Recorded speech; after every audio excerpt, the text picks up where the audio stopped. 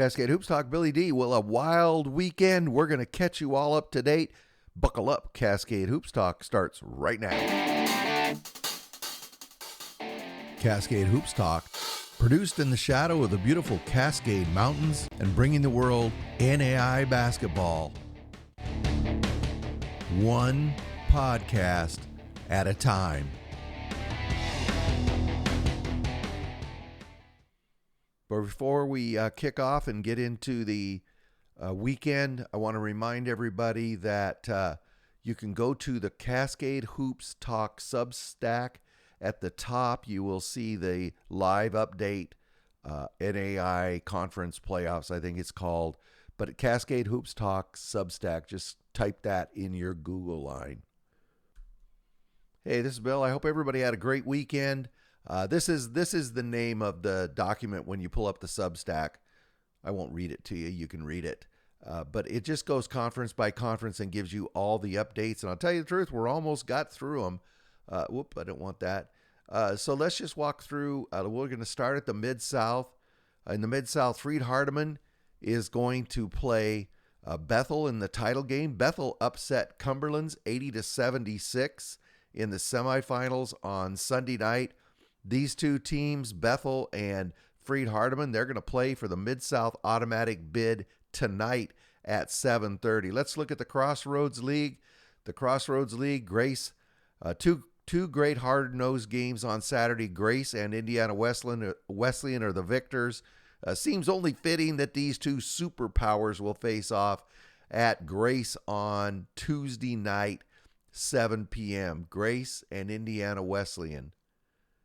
Let's go down to the Sun Conference. Kaiser and Ave Maria, top two teams, made it to the final. Ave Maria gets the win Saturday for the Lone Sun Conference automatic bid. Extra credit to the Gyrenes. This tournament was played at Kaiser. They won the number one seed, and Ave Maria went there and won that tournament. Congratulations to the Ave Maria Gyrenes. Oh, I got to get my stuff in the right place here. Sorry about that. In the KCAC, a number one and number two top seeds are going to play for the championship on Tuesday night. Friends, the number two seed will be at Oklahoma Wesleyan. That's going to be a tall task. The Eagles are very tough at home. In the GSAC, let's go down there. In the GSAC, here we go.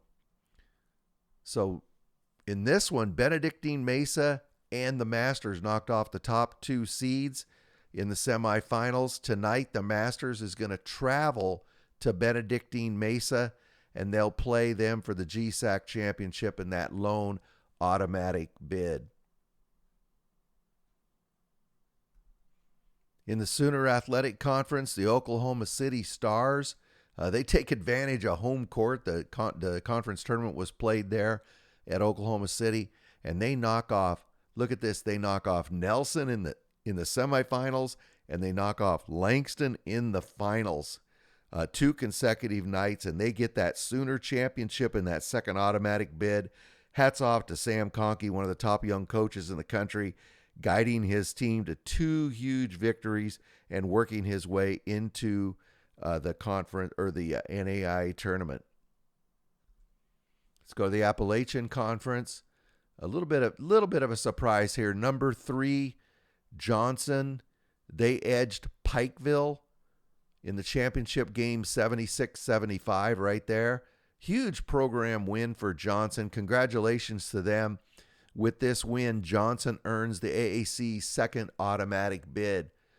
Going down now to the Frontier Conference. Wild Sunday action.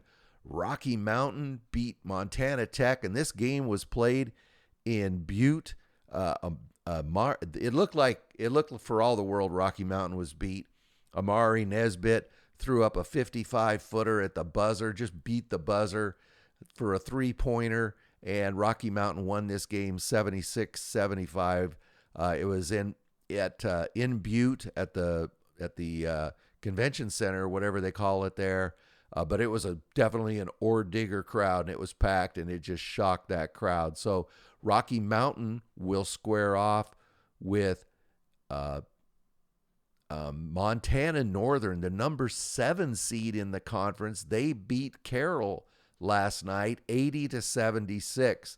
That was another shocker. So Rocky Mountain will play Montana Northern for the Frontier Championship at 7:30, and that is tonight. We're going to the Red River Conference. In this conference, it's let's go down here. It's a fitting end to that conference tournament. LSU Shreveport, LSU Alexandria face off. Shreveport won this championship game 87-70. They get the number 1 seed, and they're going to the tournament. But LSU Alexandria, as the number 2 seed, will also get a bid. They'll get auto bid number 2. In the American Midwest Conference, get it straightened out here. So Columbia's done this all season. They've just fended off all comers. Columbia College is going to meet Williams Baptist at 7 p.m. tonight for the AMC Championship. Williams Baptist had the big win over Hannibal LaGrange, a team they had chased all season, and they beat them in this tournament 77-72, and they will play Columbia tonight for the AMC Championship. Southern States Conference, it's all wrapped up now. Dalton State Roadrunners, they came into this conference tournament. They wanted to prove something. They had several setbacks during the season, really plagued their team, and they were looking for some redemption. Dalton State beat a very good William Carey team 90-87 on Saturday, and they receive an automatic bid and the tourney championship in the Southern States. Congratulations to Dalton State. In the GPAC, Concordia, they sent a message to the world on Saturday. They said the Bulldogs are still around. They went into Morningside on Saturday, and they beat the number 1 seed Morningside 92-87. On the other side of the bracket, Northwestern beat Mount Marty. So Concordia has to go to Orange City. They're going to face one of the most explosive offensive teams I've ever seen at this level. The Northwestern Raiders, that place will be packed. Oregon City is definitely a tough venue to grab a road win, but Concordia and Northwestern will play for that championship. In the Cascade Conference, well, you already know 3 of the 4 top teams fell in the first round. That left LC State, the number 1 seed, as a clear favorite, and then LC State beat College of Idaho 74-62 in the semis. That really made them a perennial favorite. In the meantime, Corbin went to Bushnell and beat them 78-70. Corbin is the number 7 seed. Watch out for Corbin. They got a lot of talent. They got a great big man, he's a great big man too, but he's a great big man in the middle with TJ Zimmerman. Corbin will go to LC State. Corbin has proven to be a good road team this year, winning some big games on the road. LC State is an extremely hard venue to win in, so we'll see what happens there. But tomorrow night, Corbin will be at LC State for the Cascade Championship. Also, I covered that game with Corbin and Bushnell. Several post-game interviews are up on the social media. The Heart of America, this is coming down to William Penn versus Graceland. I mean, should it be anything else? This epic 1 and 2 showdown tonight, 7 p.m. If you're anywhere in the area, you will definitely get your money's worth. I wished I could go and cover that game. Graceland versus William Penn. That game is going to be wild. That's at 7 o'clock, and that's tonight. The WAC Conference, Rochester Christian. Let's get down to the Rochester Christian. They knocked off Indiana Tech 75-73 on Saturday, and that set up a meeting with Madonna Tuesday night for the conference championship. On a side note, the Madonna win over Lourdes on Saturday in the semis, that's the last Lord basketball game that'll ever be played. The school announced their closure toward the end of the season. That is a sad chapter for NAIA basketball. Lourdes has been a perennial power up there in that area over in Toledo. and a great addition to the WAC. We're really sorry to see that happen. The Continental Conference, Continental Athletic Conference, a bit of a surprise ending to this tournament. Arkansas Baptist, they defeated the number 1 seed, and in my mind at least, a clear favorite, Georgia Gwinnett. 82-78 was the final. But in this conference, both the champion and the runner-up receive an automatic bid to the national tournament. So that one's all wrapped up. Hey, a little bit of a surprise in the HBCU Athletic Conference. SUNO, you can see them right here, Southern University of New Orleans.